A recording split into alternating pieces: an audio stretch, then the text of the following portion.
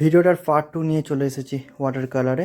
তো প্রথম ফার্স্ট স্টেপের লেয়ারটা আমি দিয়ে দিচ্ছি ইয়েলো কালার দিয়ে, এবং এর সাথে ব্রাউন এবং রেড কিছুটা মিশিয়ে আমি কালার টোনটা তৈরি করছি। ফার্স্ট টোন দিচ্ছি। ফার্স্ট টোনের পর প্রথমে পুরোটা চাপানোর পরেই আমি তোমার ডার্ক পোর্শনগুলো বের করছি। চোখের সাইডগুলো যে ডার্ক আছে সেই ডার্ক পোর্শনগুলোকে আমি বার করার চেষ্টা করছি কালারের সাহায্যে, ডার্ক কালার দিয়ে।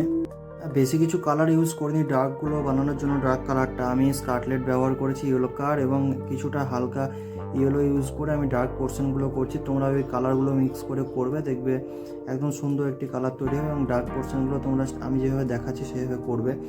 আর বলি, এই পেজটার কোয়ালিটি একদম কমা, মানে একদম খারাপ, ঠিক আছে?